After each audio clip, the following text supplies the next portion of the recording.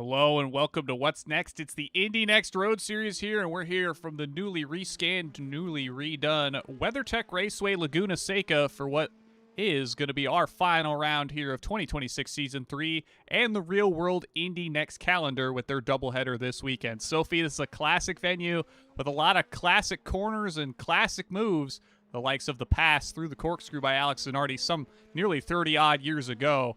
Still echoes in many a driver's mind, and we'll maybe see some of that here tonight.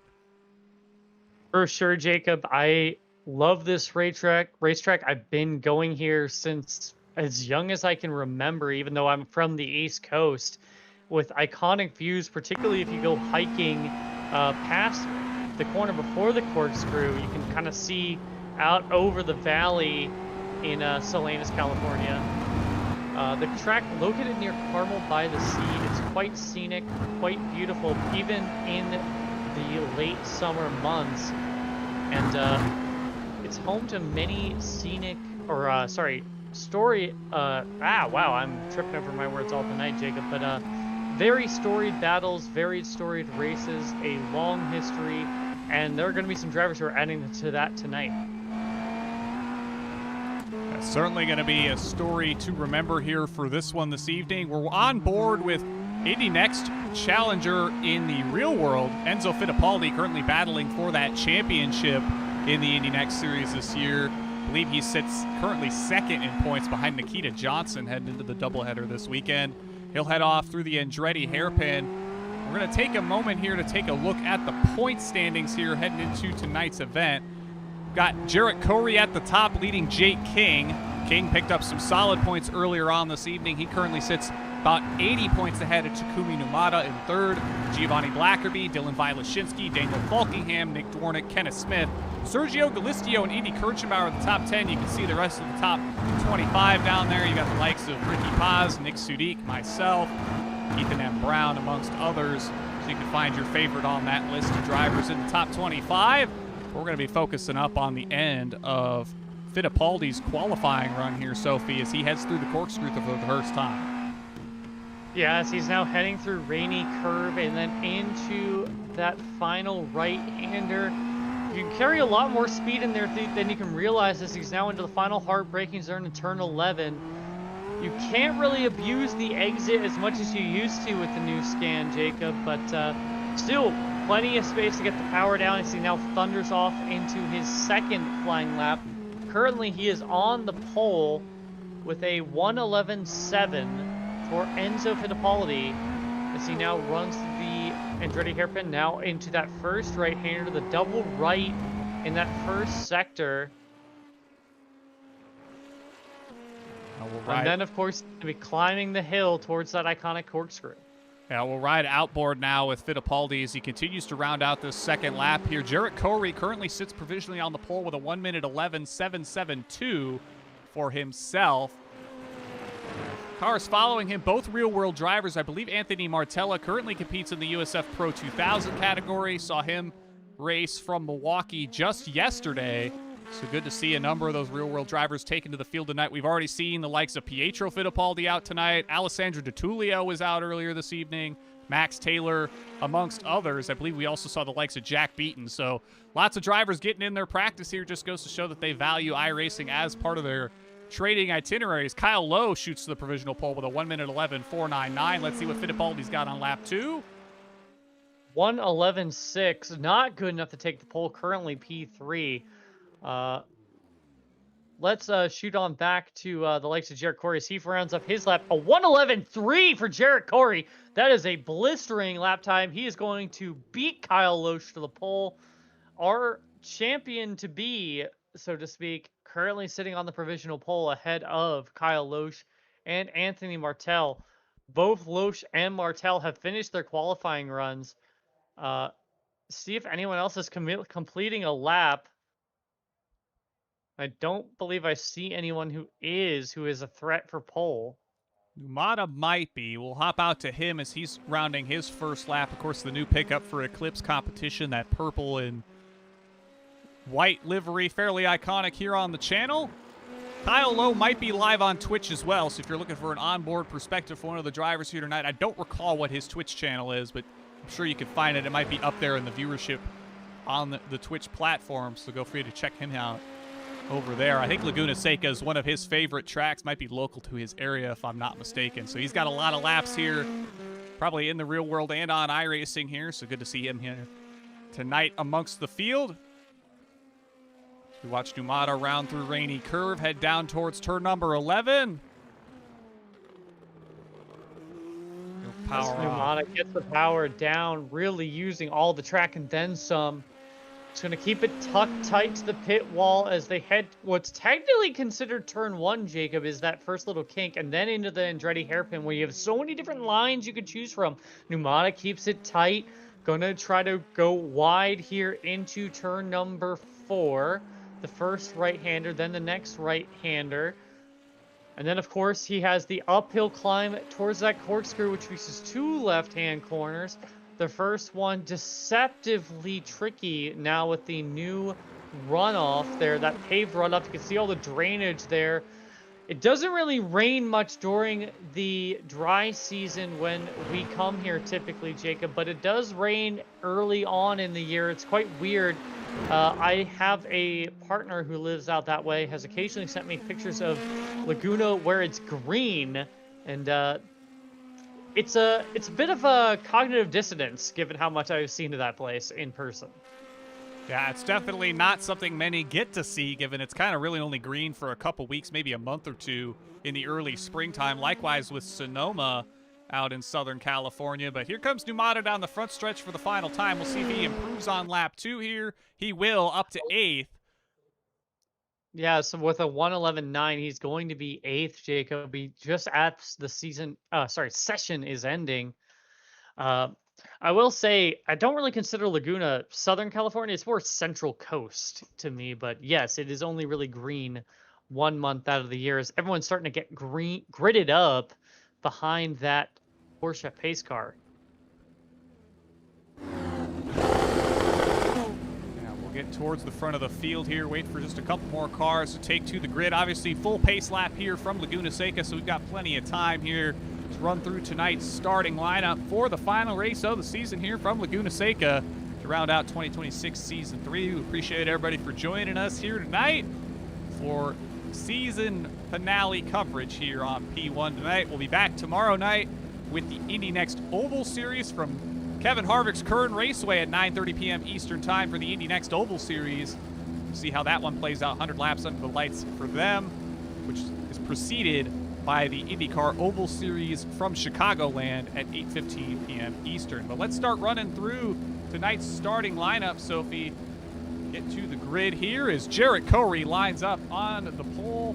1 minute 11.300, dead even on the 10th margin there. We move over to Kyle Lowe in P2, just outside on the opening row. Anthony Martello, Real World USF Pro 2000 driver, will line up in 3rd alongside Indy NXT championship contender Enzo Fittipaldi. Behind them will be Giovanni Blackerby and Jake King. High up in our own point standings here in the Indy NXT Road Series. Nick Sudik for Nexus Esports will line up in 7th alongside Takumi Numata. Numata sits 3rd in the point standings so far. Jake King lines up 9th alongside 2-time and reigning Oval Series champ Dylan Vilashinsky. He'll be looking to try to get a podium in before this season comes to a close. Isaac Gardner will line up 11th alongside David Clennon in the 18 machine, sporting that player's livery in honor of Justin Petschauer. Julian Swanson will line up in 13th alongside Lucas Hand. Kenneth Smith and Edson Toole will start 15th and 16th. Nick Dwornik lines up 17th alongside Andre Alfieri, with Jared Wakefield and Kevin O'Hara rounding out the field, the only 2 cars not to get a lap time down. Yeah, as they're currently pacing their way through the infield section. That's obviously the newer part of the course. The old course, Jacob, turn number 1, where the Andretti hairpin would be, was actually more of a 90-degree corner. It was much more high speed, a lot less corners than it used to be. Watch as the field heads towards the first of 2 left-handers that ultimately sets up the run up the hill towards that iconic corkscrew. They'll head underneath that Montage Health Bridge through the first of those 2 laps. 17 laps on tap here tonight. Of course, drivers get 65 seconds of push to pass to use across the closing 16 laps here. No push to pass available on lap 1, so we'll see how drivers opt to use that here tonight. Now, I'll be curious how they use that, Jacob, as this track features a lot of heavy traction zones. The Andretti hairpin coming out of the corkscrew, and of course, turn 11. So getting the power down is going to be really critical in maintaining those rear tires. And then also, there aren't a lot of straightaways, Jacob, where you can really take advantage of the push to pass. Yeah, not too many opportunities. The front stretch might be one of, if not the best opportunity, especially given the run down to that Andretti hairpin closing it out. See how drivers opt to use that throughout the evening. Pace cars leading the field towards the rainy curve. Yes, which I believe is the most underrated watch spot on the track. Doesn't get the crowd that the corkscrew does, but you get plenty of shade. And pace car is now heading down that pit lane, a place where Romain Grosjean crashed a Honda Civic a couple years back. They're coming off the final corner, run towards the line. Corey launches now, and we're underway at Laguna Seca. Corey has a 1-car length advantage over Lowe. Oh, contact! Oh, Lowe has contact! Big junk, lots of cars in the grass. Everyone's sacking up. A bunch of chaos in the opening corner here. We'll hop back to that later. Amongst them, Enzo Fittipaldi and Anthony Martella, so both are rear-wheel drivers involved in that opening lap collision. Jarrett Corey holds on to the lead. They head underneath the Montage Health Bridge. Jake King up to second. Blackerby, Numata, championship contenders fighting inside the top 5. Yeah, Takumi Numata, the real big gainer out of that. He got 4 spots as he started 8th in the grid, really able to take advantage of the chaos. As they're now heading through the iconic corkscrew, Jarrett Corey leading the way, getting the power down through there as the elevation drops, heading through rainy curve now. They'll head down. Go ahead, Jacob. They'll head down through turn 10 through 11. We'll watch the field head down into the Andretti hairpin and then try to wind the cameras back to get an idea of what exactly started that incident heading down into the hairpin on the opening lap here. So here they come, Corey, King, Blackerby, Numata, Nick Sudik riding around in the top 5. He might have a say in this one before this one closes out. Let's hop back to Enzo Fittipaldi. He's coming down the pit lane, but let's see maybe how he sustained this damage here, because that's already a number of cars off the subsequent corner, so we might have to take a look at multiple incidents in the opening stages here, Sophie. Yeah, what I really think it was Anthony Martella kind of just really wanted to send it in deep there. He was falling behind Lowe and just kind of run square into the back of him. And that in that process, he just got speared off, took Fittipaldi with him, as well as a few other cars with him. Looks to be the case for turn number 1. Yeah, it looks like Lowe gets to the back of Martella, and then Martella kind of bounces and shoots Lowe into Fittipaldi. That sends the 3 of them off, where they're going to take a look at what happens to Dylan Vylashinsky in the subsequent corner here. Looks like he's being trailed by Isaac Gardner, heading off the opening corner here. And that'll shoot Gardner to the inside. Here's Vylashinsky on the outside. Yeah, that just looks like a case of him being on the outside.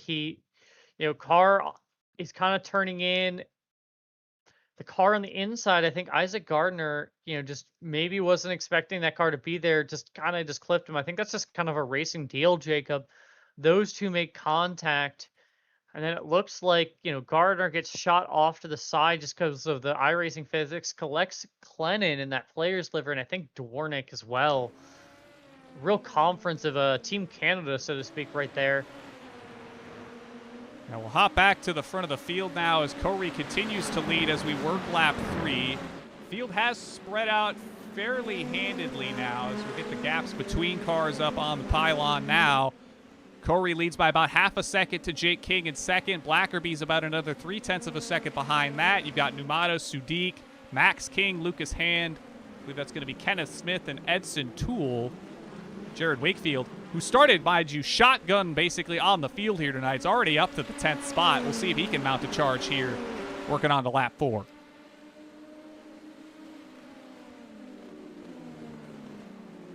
Yeah, I've honestly kind of been impressed with Jake King. He's really not let Jarrett Corey kind of drive away with this one. Jake King started 6th place on the grid, qualifying time like half a second off of Jarrett Corey, and yet Jarrett Corey really hasn't pulled that far away from him, given that pace gap. Maybe Corey's just trying to preserve his tires. He's got the championship well in hand. See him running a little wide there. That's going to be an off track for Corey, even though it doesn't look off track, so to speak. But Jake King doing a really good job. Another driver that's really impressing me is Giovanni Blackerby, really putting in the hard work. He had set the purple lap the previous lap before Jarrett Corey stole it back from him. But we'll see if Blackerby maybe wants to move up another step on the podium. It currently sits in 3rd. It's kind of this 3-car breakaway, and then Takumi Numata back in the 4th spot here. He's up 4 spots. You got Nick Sudik up a couple spots as well. Interesting to see as this race continues as we work on to lap 5 now, I believe. Yeah, and Enzo Fittipaldi and Martella have both disconnected from the server. They are done for the day.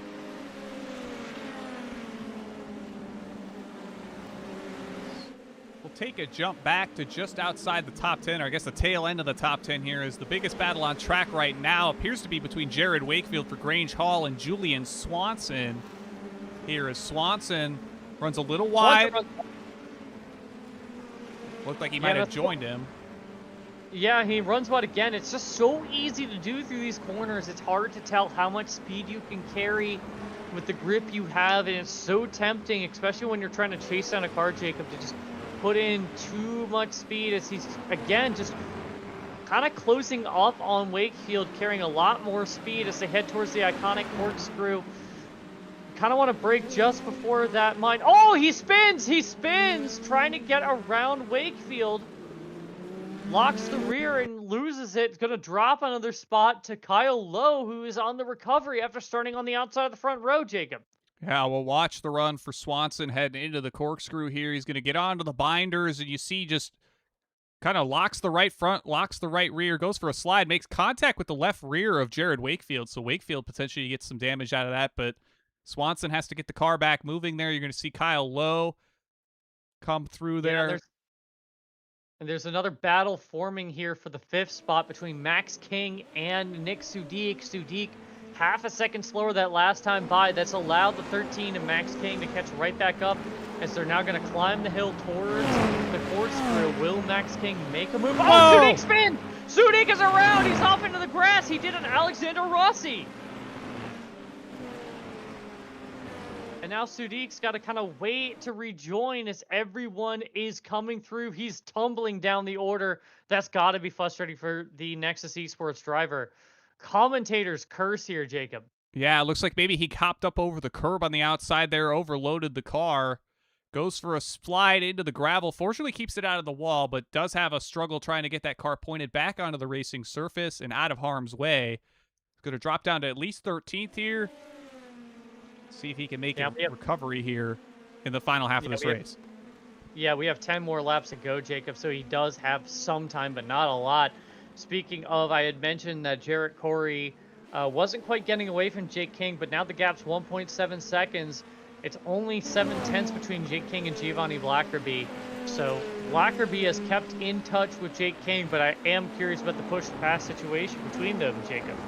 Yeah, we'll take a look at that now as we work lap 7 here. You've got Corey on 60, King on 51, Blackerby 45, Numata on 54, the other King 45, 59 for Hand, Smith for 55, Toole for 45, 41 for Wakefield, and 49 for Lowe, who, you know, dropped down the order, but he's fought himself back inside the top 10 and might not be gaining positions here tonight, Sophie.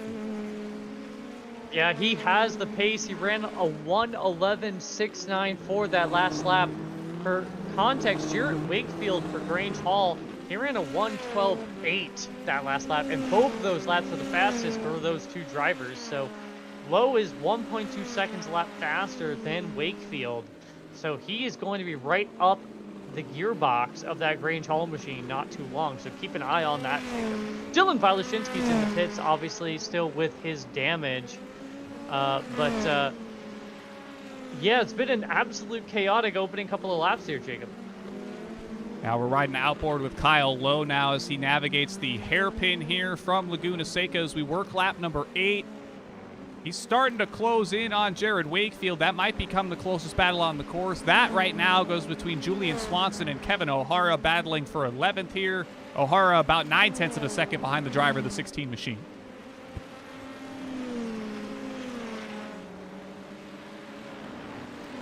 Yeah, one of the things that is really impressing me with Lowe as he continues his march to the field, look how much of the track he is using, Jacob.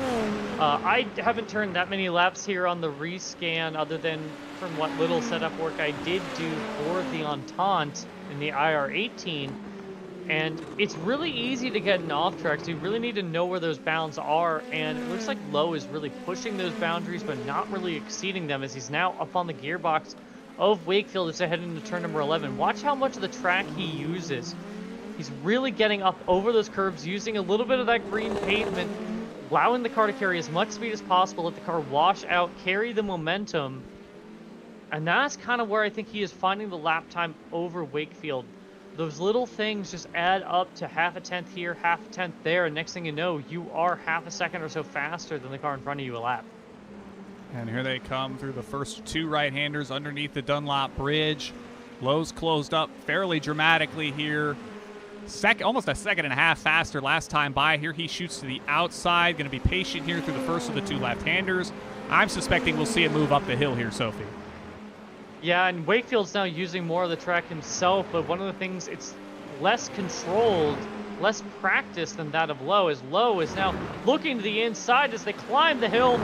It's not even quite the pass. He's already completed the pass before the corkscrew, as he's a little out of control there, but gets the power down again, and he takes the 9th position away from Jarrett Wakefield. Yeah, he'll be looking to hunt down Edson Toole in the 8th spot here. We have to jump back up further up the field as Giovanni Blackerby closes in a little bit on the back of Jake King here. We'll ride on board with the driver of the 8 machine as we work lap 10. He's looking to close off what has been a fairly solid season in the Road Series for Mr. Blackerby. Yeah, I've been quite impressed with that young man. He's shown a lot of pace, able to get some good results, not always the most consistent, had some mistakes early on in the season. I believe it's Suzuka and a few other places. But he's really shown that he has the pace. I think with just a couple seasons, Jacob, I think he's going to be a name we're going to see on the top step several times. Navigates that corkscrew with relative ease. King's going to pull away just a little bit here, I think. But Blackerby holding his own up near the front of the field, running along in 3rd. We'll be working on to lap 11 here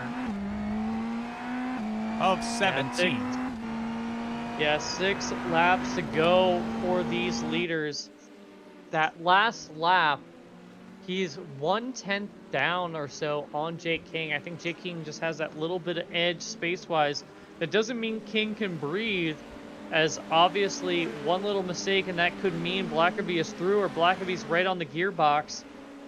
It's really, really tempting, Jacob, when you're in Jake King's position to look down at that relative, maybe go, how far away? Am I pulling away? Am I pulling away? Where is he catching me? Where am I pulling away? And then you find yourself making a mistake. So be curious to see how Jake King handles being hunted by Giovanni Blackerby. We'll go head through the corkscrew here. Blackerby closes in, obviously, as King slows for the corkscrew. We'll see how corner exit goes for both of them. Blackerby sitting about 1.6 behind. It's going to close in a little bit through 9, maybe a little bit through 10 here. Yeah, the gap looks fairly stable, if not advantage King. So they're now heading out of 11. You hear the engine really spiking in the revs as he tries to get the power down. 1.4 seconds the gap at the line, and Blackerby was a tiny little bit faster that lap, maybe getting a better run off the corner. Gap sits at 1.3 seconds as they exit the Andretti hairpin. We'll actually hop back now to the battle for 8th as Kyle Lowe has caught the back of Edson Toole in that Oracle Red Bull scheme. They head through the Andretti hairpin here on lap number 12. Lowe obviously involved in the opening lap crash between themselves, Martella and Fittipaldi, but he's been the one that's been able to charge back through the field now and is looking to try to make a pass for the 8th spot here. Yeah, I've been really impressed by Kyle Lowe's pace here. Ran a 1:11.9 that last lap to Edson Toole's 1:13.1. Again, he's really using all of the track and then some, just trying to get as much pace out of the car as he can as Toole climbs the hill. Lowe not close enough, but again, look how wide Lowe is into the corkscrew. He can really square up that corner, get as much on entry as he can, take the preferred line. Toole's going defensive even though Lowe isn't quite there. Okay, here they come down to the final corner. Lowe shoots to the inside, not going to make a move here. He's likely going to try something down the front straightaway here. Good exit for both drivers as they head down the front straightaway here. Lowe on the push to pass for a brief moment there. Will he make a move into the hairpin? I'm not sure, Jacob. I don't think he's close enough, but again, Toole is going really, really defensive. He really wants that 8th spot. But again, he's just been making small little mistakes. Through 10, he missed the apex. Again, he's just kind of taking these defensive lines that are really compromising his speed. So once Lowe gets a long enough straightaway, I think he might be able to get him. Toole really just hanging on. Again, you just see how much he's closing up through turn number 6 as they climb the mountain towards 7. Lowe really taking a nice flowing line, not close enough.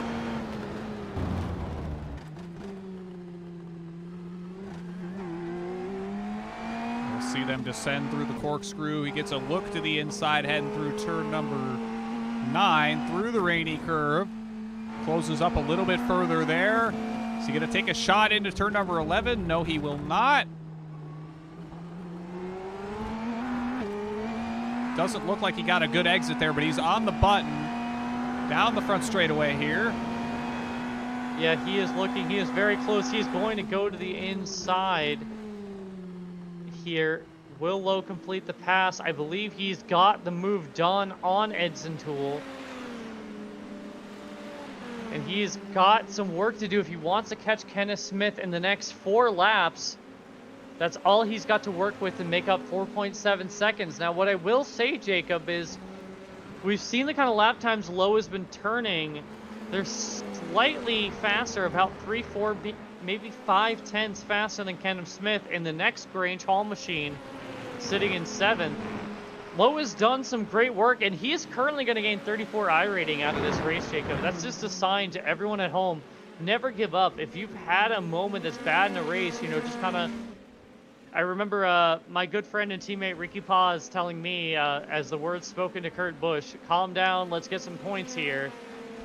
Lowe has done that, and he is going to be rewarded with at least some IR gain out of this.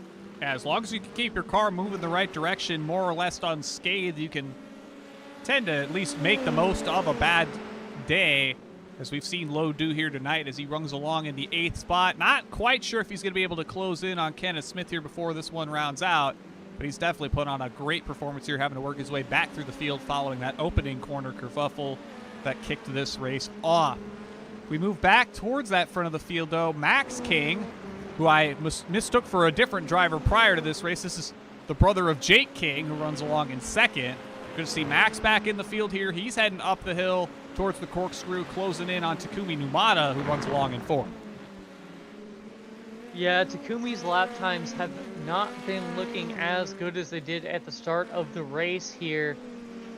The Eclipse competition driver just not able to keep up with the torrent of pace from the likes of Jarrett Corey, Jake King, or Giovanni Blackerby. The Japanese driver has had a really strong season. A lot to build from for Mr. Numata. Couple tenths that time, maybe a little over a tenth that time by, as he runs a 1:11.991 to Numata's 1:12.084. So he is starting to close, but I don't think he's going to have enough time unless Numata makes a mistake here. Yeah, just the pace between the two has just been so similar.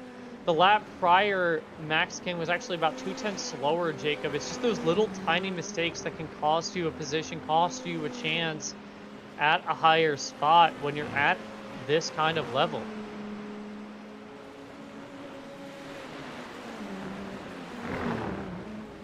Closes in on the entry of the corkscrew. Numata gets a decent exit, but it looks like King gets a better one. He's about 1.2 back.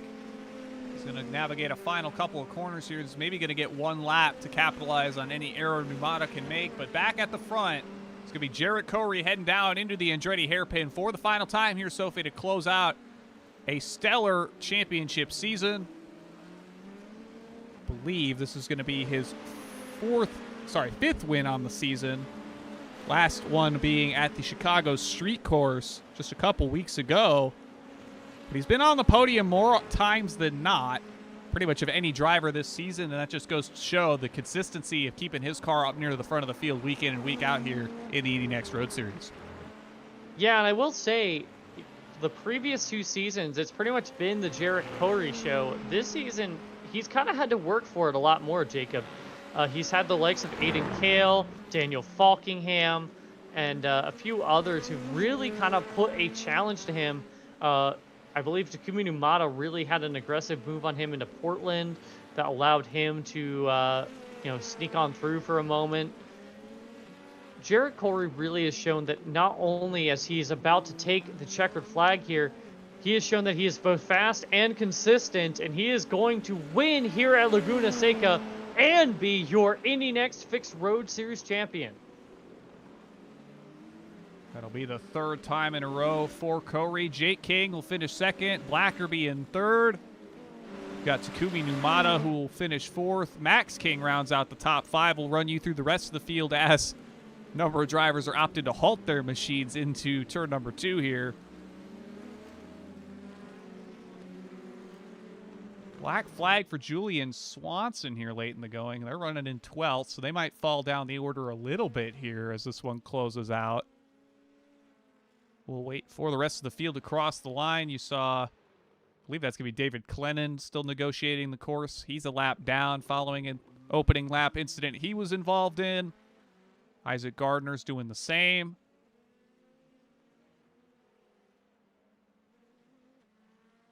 And I believe that'll do it for the finishing results there. So let's start running through tonight's finishing order. It will be Jarrett Corey with the win. We'll track down his automobile once again. There it is. He's rounding the final corner here. Expecting him to celebrate here. 3rd championship in a row for the driver for Rogue Racing. Jake King will finish 2nd. He's 2nd in the standings. Consistent season for him. Giovanni Blackerby, Takumi Numata, they had some good points runs this season as well. Max King putting in some solid results. I believe the brother of Jake King. Good to see him out here once again in the Indy NXT Road Series. Lucas Hand will finish 6th ahead of Kenneth Smith for Grange Hall. Kyle Lowe charges back through the field following the opening lap incident he was involved in for the 8th spot. Edson Toole, Jared Wakefield, the other Grange Hall car in the field, will round out the top 10. Moving our way further down, you've got the likes of Nick Sudik for Nexus Esports. Tough night for him. He'll finish 11th ahead of Kevin O'Hara. Andre Alfieri will finish 13th. Julian Swanson, last car in the lead lap. I believe he suffered a black flag late in the going there. I believe you could see Takumi Numata trying to get in on the action here from Jarrett Corey's celebrations. Nick Dwardick, Isaac Gardner, David Clennon were involved in that kind of secondary incident on the opening lap alongside Dylan Vilashinsky. Anthony Martella, Enzo Fittipaldi out due to the opening corner incident here that Lowe was also involved with. They'll finish 19th and 20th here this evening. And we're going to let Corey have a little bit of fun here with Takumi Numata, but we'll get to the rest of our podium finishers here in due time.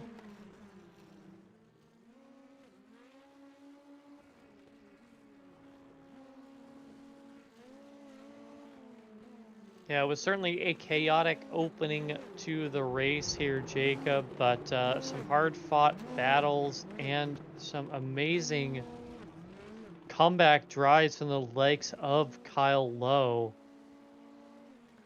There's also other drivers who ran in misfortune late. Nick Sudik not quite able to make up as much spots as he would have liked after his spin from the 6th position.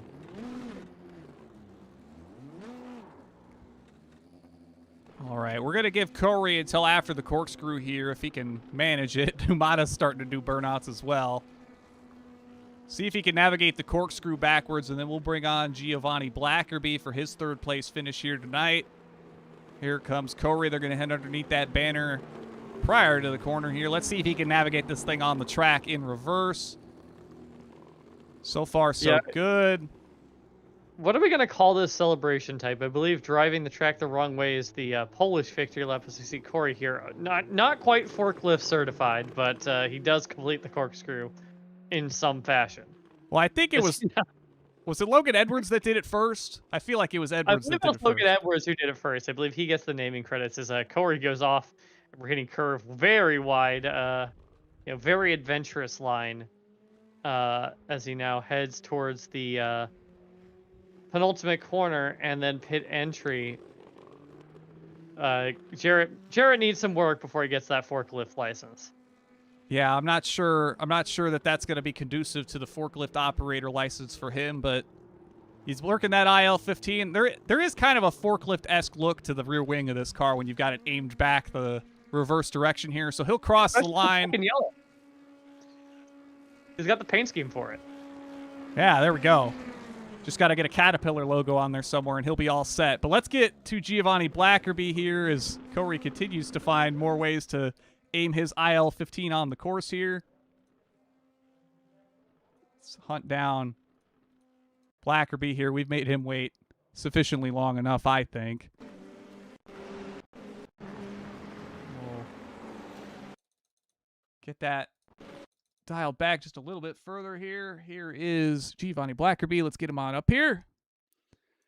Giovanni, appreciate your patience. Congratulations on another podium finish here in the Indy NXT Road Series here from Laguna Seca. Talk about your race here, avoiding some early carnage and just keeping your head down, pointed the right direction, trying to hunt down Jake King here. Yeah, I mainly broke early at the start since I was expecting a bit of chaos since everyone kind of has different break points. So it turned out good. I mean, I let Jake through, but that wasn't really the plan. But yeah, it's just... Yeah, I kind of knew there was going to be a bit of chaos at the first corner and first lap, so I just decided to, let off a bit and keep a cool head. So, yeah, it was really just a big patience race, like making sure I maintained those rear tires. I saw Jake and I saw a little bit of Jarrett getting loose, and then I started to get loose, so it's just really being patient on that throttle. And yeah, I was just mainly trying to maintain a good gap within Jake, but also making sure I don't over push it to where Numada can possibly catch up. Yeah, I was kind of fortunate after the first couple laps there. The field spread out a good bit. This is, I believe, your 5th podium on the season. Had one at Daytona, another one at Portland. Looks like Motegi, so it looks like 4 here this season. And maybe talk us through some of the consistency you've shown this season. It was kind of a breakout season for you, we feel, and your consistency here in the Road Series. Maybe some of the things you learned about the car and how you've got to approach each and every week here this season. Yeah, well, yeah, it's just like maintaining, keeping, like trying my best to be really consistent throughout the whole season, because the first races, of course, can always make or break your season, but I also got to remember that like there's drops and stuff, so I always just need to be a bit more patient with passes and making sure that my races before the main races are also good, just in case if something happens. But yeah, I mean, yeah, it's just really making sure that I maintain good, consistent points throughout the whole season. Certainly not a bad way to go about it. Sophie, you got any ad for Giovanni tonight? Well, Giovanni, did you think you had anything for Jake King? I felt like the gap between you two was pretty consistent. Some laps it felt like Jake had a little extra, and other laps it felt like you had the pace advantage. Do you think you could have had P2 tonight? I think if I could relive this whole race, I think I would have just pushed it more at the beginning, since I was like mainly trying to keep a good gap, get a good gap within me and Numada. But yeah, I think I possibly could have put up a battle with second, but man, he just had some really good pace. So props to him and Corey. Well, certainly give yourself some props as well. A podium finish was no slouch here, especially amongst the slew of real-world drivers we had in the field here tonight. You know the drill. Friends, family, sponsors, anybody like to shout out, floor is yours. I would like to thank P1 Broadcasting for covering the race, JW Donato Electric, Road Safe, Herc Rentals, Twisted Tomato Pizzeria, Cars Ohio, Raise MTB, and my mom and dad for letting me do these amazing races. And also make sure to check out DHB Racing on Instagram. And also shout out to my friends watching online with the Pure Broadcasting YouTube channel, and shout out to Jensen Janda for watching me. Yeah, we caught a couple of those in the chat earlier on this evening, so appreciate them tuning in to support you and support the series here on P1. Keep going fast, having fun, Giovanni. We'll hopefully catch you out next season for another great one. Yep, you had a good rest of your night. You too, Giovanni. Go celebrate. Yep. That'll do it for Mr. Blackerby. We'll go hunt down the automobile of Jake King. Another podium finish here for him. He's had quite a breakout season himself. Jacob Collins, Sophie Connell, P1 Broadcasting. Got us? Loud and clear. Well, you picked up another podium finish here tonight, backed up your second place finish last time out at Daytona, alongside a win earlier this season at Motegi. So it was a solid season for you to kind of back up your last season where you won the race at Mosport. Talk us through this race here tonight. Obviously, the opening lap, kind of opening couple of corners here, really defined the bulk of this race with a lot of heavy hitters being taken out early. Yeah, I mean, definitely got lucky on the opening corner, the first lap, to come out of that cleanly and right behind Jarrett. But it was honestly probably a boring race to watch from the broadcaster booth. Just trying to keep up pace with Jarrett, and I mean, he was just absolutely on rails tonight. He had me covered by 2 to 3 tenths a lap. So I kind of just had to settle in and try not to make any mistakes, so Gio couldn't really take advantage. So yeah, kind of just a bubble surrounding me of a couple seconds the whole race. But Yeah. it was a lot of fun. It was a really fun combo. Yeah, Laguna's not exactly a track known for tons of side-by-side action. I mean, when you get it, it's really good, right? But it's definitely one that makes it difficult to get cars in close proximity. Maybe just talk about the consistency and kind of the marks you have to place around here to really get the most out of the IL-15 here. Obviously, we know this car's got a very interesting set of characteristics to it, particularly with trying to get the power down on corner exit, especially through that corkscrew. It's got to be a handful. Oh, absolutely, yeah. Getting a really good exit out of the corkscrew and the final corner was pretty tough. And it seemed like this car was a little more understeery than usual. So making sure that you're using your trail braking correctly, and just hitting your marks were super crucial. You know, trying to avoid a lockup going into turn one because you got a trail brake to get the car rotated the way you want to, so you can power on out. Um, yeah, I was just trying to figure out the setup. Didn't really mess with the roll bars or anything. Was just trying to drive it the way it was, and limit, any lockups. And the high speed corners make or break you through here. If you take it a little too slow, you lose 2 tenths to the guy ahead, and the guy behind you is gaining 2 tenths on you. So you kind of had to understand how much throttle you could keep on without upsetting the balance of the car. For instance, the corner before the corkscrew, you kind of had to give it a lift and just barely stay on the throttle so you're still in that turbo and still carrying the momentum up the hill. So I was just trying to negotiate, the setup of the car as well as maintaining the momentum. Yeah, never a dull moment behind the wheel of an IL-15, especially at a track like this one where you've got high-speed corners into low-speed corners, all asking very, very different things from you throughout the lap. Sophie, anything to add for Jake King tonight? Well, Jake, it felt like in the early parts of the race, you really weren't losing Jarrett Corey that much, but it felt like Corey really opened up the gap in the latter half of the race. Do you think maybe you're a little hard on your tires compared to the road racing driver in front of you? Yeah, I mean, that's likely a contributing factor. A little bit harder on the front tires. It felt like I was understeering the car more than I would have liked. But on the same token, Corey had a few lockups in those opening laps, whereas I didn't, and it seemed like he finally found his groove and was able to just fly into the distance. I think that's more so what it was. I think Corey just had, just much better raw pace than I did this week. And yeah, a little bit of tire wear. It was hard to get the power down, and it was hard to get the car to turn in the way I wanted to towards the end. And it seemed like Jarrett could just keep on trucking on. Well, you certainly did a good bit of trucking here yourself, Jake. You know the drill. Friends, family, sponsors, anybody like to shout out, floor is yours. Yeah, just a shout out to my brother Max. He's finally able to make it to these past two races, and I think he capped them off with two top five. So not bad for a guy that hasn't been doing this week in and week out. That's all I have this week. Well, thank you for joining us as always, Jake. We'll hopefully catch you out for a good number of races next season as we head to the final season of 2026. Yeah, sounds good. Thanks, guys.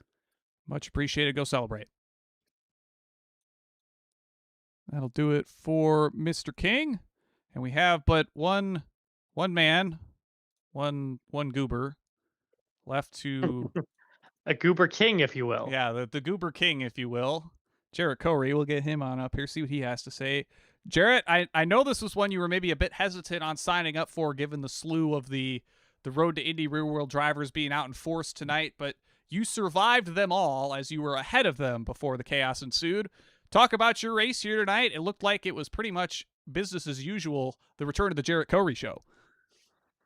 Yeah, it looked like it was like bedtime for a lot of those guys because the only one I think that signed up was Enzo Fittipaldi, I think. And I've never raced him, but I would assume he might be one of the cleaner ones. Unfortunately, he got just wiped out in the start with whatever happened back there. So I would have liked to see if I would have had it up to like beat him straight up on race pace. But I mean, yeah, I just did it in qualifying, and then I just clicked off the laps and made a couple tiny mistakes over the race. But yeah, I mean, I drove as perfect of a race I can drive. I mean, technically, this would be a perfect win. Led every lap, fastest lap, pole position, race win, no incident points. So, and a 3.8K strength of field as well with some real world drivers in it. That's nothing to sneeze at. And I'm very happy with myself, and this whole season I feel like has been a step forward compared to last season. So I mean, I think it was like 3 wins last season compared to 5 this season, and I didn't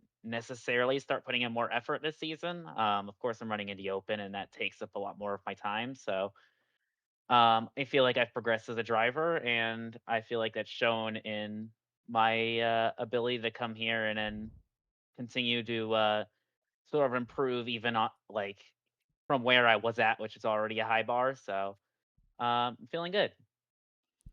Yeah, certainly a step in a right direction for you this season, picking up another additional couple wins compared to the season prior. Obviously, this is your third championship here in a row in the series, but let's talk about this track, this race.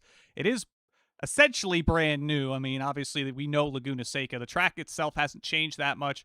There's a little bit of differences in the surface and some of the runoff areas here. Maybe talk us through some of the things you figured out in the lead up to this week of what makes Laguna Seca tick these days.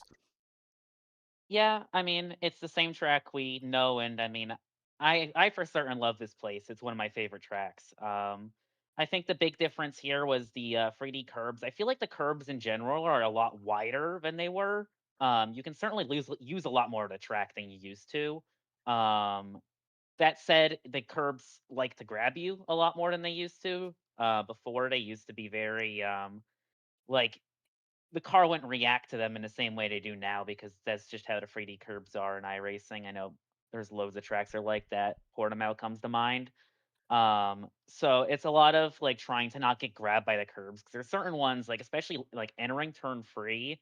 If you use too much of that curb, it can like spin you sometimes in a kind of way that would feel like you touched the gravel. Maybe sometimes you do entering the corner, but there's also times where it just seems to like the car snap, and it's like uh, just, it feels weird. And it doesn't feel like you did anything differently. So you just kind of have to watch out for those for sure. I mean, I sort of had to catch myself a couple times using too much of the track, especially entering turn one. How the track used to be before, you could enter turn one like really aggressively, like sort of opening up the corner, like going like that extra little bit to the right. You can in the IndyCar to a degree. That was one thing I had to sort of like retrain my brain to do. It caught me out, I think, once in the middle of the race where I got to sort of snap because there's tiny like camber change and it would cause the rear end to just kick out. In this car, it wouldn't do it in an IndyCar because that car is probably wider, I would assume, is why that doesn't happen. Um, so I just had to sort of like keep that in mind. But apart from that, I mean, it's the same track that I know and love for the most part, really. There's some new runoff areas. I know like exiting turn 5, that's a bit more forgiving than it used to be, I think. And the sort of corkscrews got a bit more runoff, but you still don't want to go wide there, of course. And I mean, entering the corner as well, there's a bit more, but I just chose to not use it because I don't like going over that curb personally. But it's just kind of the same old track that I know and love, and it's a lot of fun in this car. I feel like it gets helps out. This car in particular is great here because it's such a rear limited car. Wears out the rear tires loads. You're constantly fighting the rear end at most tracks, but at this track, it's got so many front limited corners that like I don't can't take like I can't use my tire wear from this race as an example, but yes, last night I did a full race run and my tires were actually 1% more worn on the front. My right front to right rear. So overall, it wears the tires evenly, and so the balance doesn't change over the race, and I can feel like I can just keep pushing. I mean, I set the last lap on the final lap, of course, aided by a little bit extra push to pass usage. But it's just a good track, and it's a great track in this car as well, just because of the nature of this car as well as what the track sort of wants. I often find I need a looser car here, and this car is just naturally looser. Well, sometimes you just find things that kind of match very well together, and maybe the IL-15 at Laguna Seca is like bread to butter, peanut butter and jelly. I don't know. We could throw about a whole slew of those. But Sophie, you got anything to add for Jarrett tonight? Well, Jarrett, obviously Enzo Fittipaldi and a few other real world Indy drivers have, or Indy NXT drivers have shown up this season. I think you've kind of conquered them all. When's your real life Indy NXT ride coming? When someone gives me money. Maybe talk to Blocker. Maybe talk to Adam Blocker. I don't know. I don't know if I don't know if right now is the time to talk to Blocker, but yeah. I know I was a bit annoyed at him for squeezing me entering turn 9 on the last or not last the first lap of the open race. So and we've had a couple coming together as well. Small sort of things where it's like, come on, man, you should know better than that. But yeah, I hope that day comes someday. But I mean, I'm only gonna get older, and race cars aren't getting cheaper. We'll put it like that. So, I mean, I'm happy enough to at least enjoy some success in this sim. I'm fortunate enough to, at the very least, if anything, be around in a time where we can do this because it is special and it is a great part of iRacing that we get to race these real world drivers. Um, Regardless of how some of them drive on the sim. I mean, it's nice having that sort of benchmark, if you will. Look at those guys on TV and say, "Hey, I beat that guy on The Sims." So that's just it's priceless. Yeah, certainly a priceless treasure. But what also is a priceless treasure is winning 3 Indy NXT Road Series championships in a row. And let's just kind of talk about this season on the whole in particular. Wasn't quite the dominance we saw necessarily the first season to start out the year, where you took, I believe, 6 wins straight in that season for a total of 8 throughout the season. Wasn't quite that level of dominance, but it was very much a season of consistency and making the most of each and every week here for you this season. Maybe some highlights and maybe some potential lowlights for you here coming through 2026 season 3 here in the Indy NXT Road Series. Yeah, Road America Daytona are clear lowlights, but on the whole, I mean, I feel like the competition has stepped up a great deal since 26S1. I can't really think of somebody who is a real challenger to me each and every week. It's easy to say it because I've beaten like Jake King, Giovanni Blackerby, Takumi Numata, like in a lot of races this season. Like, I don't think they've actually beaten me straight up on pace, but they're much closer to me than like most people have been like in the past in 26S1. And so it's like I feel like I have to like actually like sort of put in that effort. I mean, I ultimately don't have that much time with like my commitments to the open series, but like they are harder people to beat than what some of the people I had to beat. Like I don't think I was a number 1 car for any races this season. I would have to go and check on that because maybe there were some races where Falkingham was lower iRating than me. And in him as well, I feel like he has stepped up his game. Like I remember seeing him in IndyCar races and being close to him on pace, and now it feels like more often than not he's battling like the pro guys, and I'm maybe just that tiny step below that. So I mean, he's stepped up his game a great deal. Um, and so whenever I see him in the field now, I know that's one of those guys I got to beat, because I remember racing at Road Atlanta, and it's like I outqualified him. He managed to outrace me, but I felt like I maybe had something for him, especially in the dry.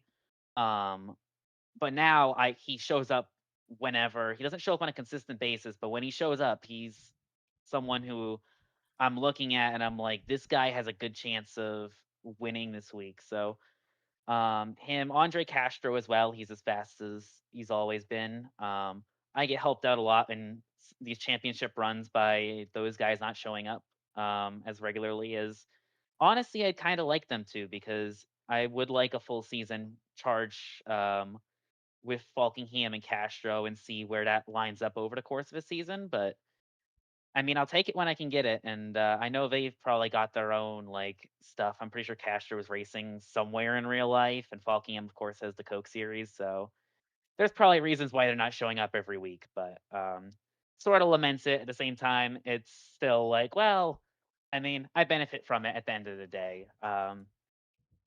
So you'll take them where you can get them. Ultimately, because I show up each and every week. I think the only one I skipped this season was Motegi, which actually I think is the most races I've done this season, because normally I skip like two. I think in the past I've skipped 2 weeks, and this season I've only skipped one. So I've been out there and I've gotten a podium. I think it was P2 in P1 or P2 in every race I didn't crash out in, I think.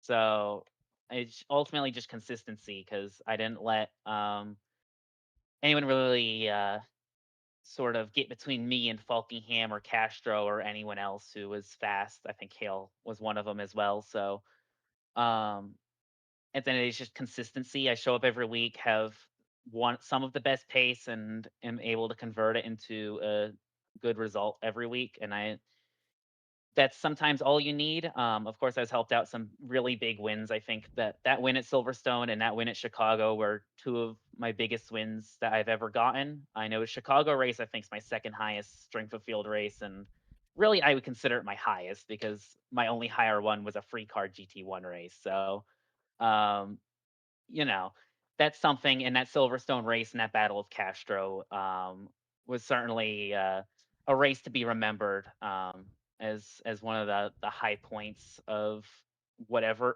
I do in the future in iRacing. That will be one of the high points. So yeah, that's kind of like it, really, because it's just been a consistent season. And I show up every week, and it's just I'm there. So Well, there's not a no, whole lot more to add to that. well, nothing's been more consistent than you appearing on the podiums and having to do this. You know the drill. Shout out your friends, your families, your sponsors, whatever you want to do. Floor is yours, Jarrett. Yep, P1 Broadcasting for giving this series a broadcast, and Rogue Racing, all those guys, everyone for like that. I've been working with the Open Series, the whole alliance, and all the work that's been doing for like Milwaukee, this week at Laguna, Portland, every week. We do stuff, and I feel like I'm being constantly getting closer to those pro guys, which is also ultimately my target. I'm trying to sort of bridge that gap, and then also try to get better on the ovals as well. And those guys have been a great help in that. So, yeah, that's kind of it. Well, I think only one question remains, Jarrett. Are you going to come back for a title defense to try to make it 4 in a row, a full year straight of Indy NXT Road Series championships? I did consider that, yeah, but I really am in a position now where I feel like I need to commit that time to Indy Open. Like I said, it's really hard to sort of be consistently showing up for this series at the level I have been, as well as doing the same thing in the Open Series.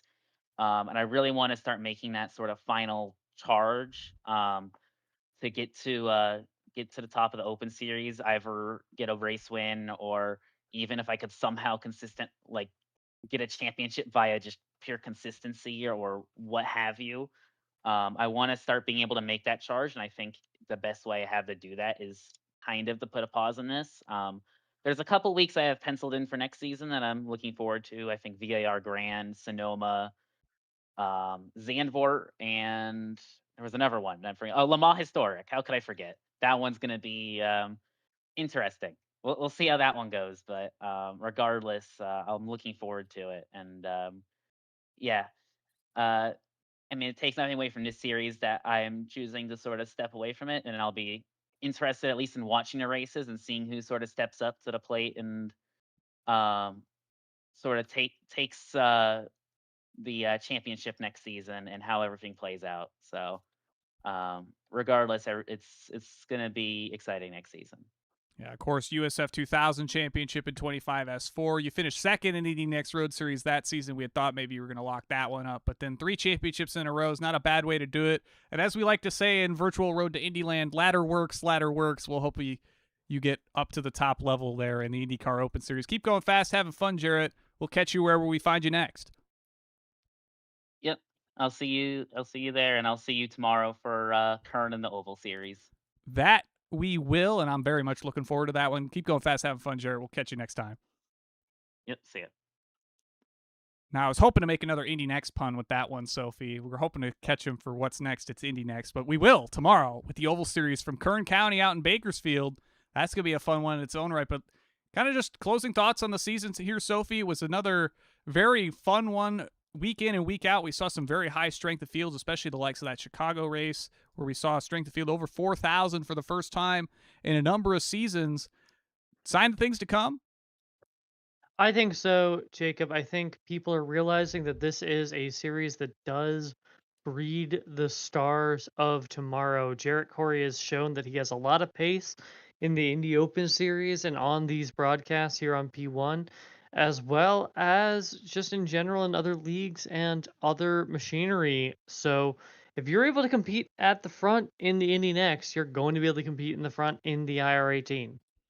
And I think there's no better advertisement that we can get than that. We'll hopefully catch out more people watching at home next season, as we'll be closing out the year with another great schedule that we'll kind of cap off when we start off the track guides here for the Indy Next Road Series in about a week's time. Those will go up Friday morning, as they always do. We're kicking the season off, I believe, at St. Petersburg, which will be another revisit for us. But until then, keep going fast, having fun, everybody. We will catch you next time.